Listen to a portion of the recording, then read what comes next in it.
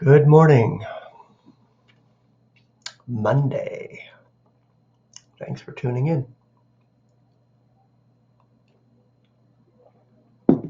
Now, yesterday I put out a little short video in my car. Because I was playing music in the background on a CD, I got a copyright claim, so I took the video down. I'm still offering these URs, or unsearchable riches, to mail out to anybody who would like some. So you hit show more and you'll see my email there. Just send me an email if you'd like some and I'll send you out a stack of them. I still got some to send out, so yeah, the offer is there for anybody that would like it, especially my new subscribers. If you didn't know, I send them out for free, and this is a free offer, no strings attached. So we're sharing this beautiful article today out of the Unsearchable Riches. As you can see, you can see different subjects, different writings. I love sharing these, and I love reading them. I have some in my car for that purpose, to read while I'm just sitting idle waiting for deliveries. So today we have God's grace shown to the Ecclesia. All right, the Ecclesia, which is the body of Christ, has also learned the ways of God by experience. All its members were at one time in their nature children of indignation, even as the rest. Ephesians 2:3. All part of the same clay and part of the old humanity, the vessel which became ruined in the hand of the potter. But they have been saved in grace. We have been saved in grace, owing nothing to anything that they might feel they could themselves contribute, but becoming solely and entirely His workmanship and His achievement, being created in Christ Jesus for good works, which God makes ready beforehand, that they should be walking in them. Ephesians 2:10. They are being made part of that new humanity which is headed up in the Christ. Their bodies of humiliation will eventually be transfigured to conform them to the body of His glory.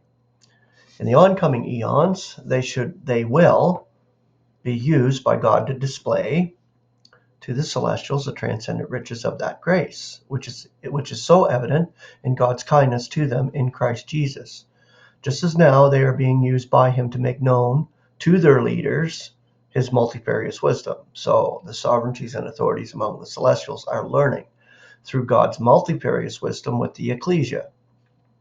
Surely the celestials must have marveled when they saw the Lord Jesus, in His risen glory, arrest the chief persecutor of His followers, as He was on the way to Damascus, breathing threats and murder, and transform Him into a chosen vessel, a choice instrument to bear His name, before both the nations and kings, besides the sons of Israel. Acts 9:15. And that's our Apostle Paul, who was Saul. And they must marvel, too, when they see God's choice of us, totally unworthy as we are, and yet being prepared for the reception of the highest honors. God's ways are not men's ways, nor are they the ways of any of His creatures. But He is operating all in accord with the counsel of His will, and in furtherance of His preconceived purpose, for which He has never deviated one iota.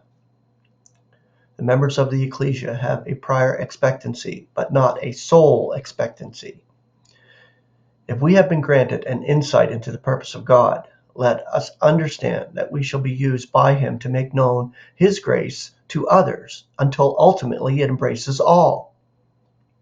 Let us set an example by following Paul's injunction in Ephesians 4:22 and 23, where he writes, "Put off from you, as regard your former behavior, the old humanity, which is corrupting in accord with its seductive desires, yet to be rejuvenated in the spirit of your mind, and to put on the new humanity, which in accord with God is being created in righteousness.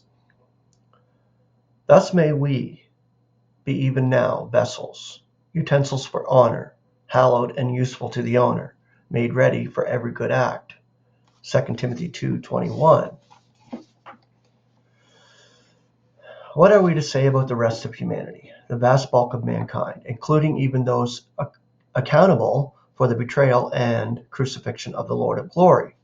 At best, these are indifferent to God.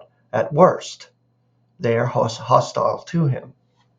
Yet the celestials will learn from these too, for they will see the magnificence of the grace of God, which is able and willing to save to the uttermost.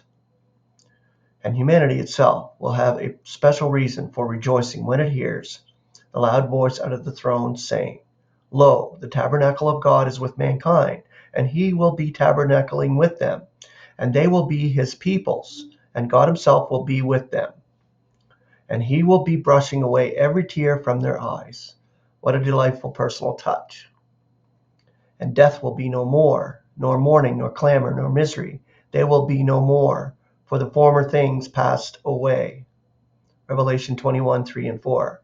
Celestials and humans will rejoice in both unison and harmony when God has made all new. Article done by John Essex. A beautiful, beautiful end result coming for all humanity and all creation. Grace and peace. Have a beautiful Monday.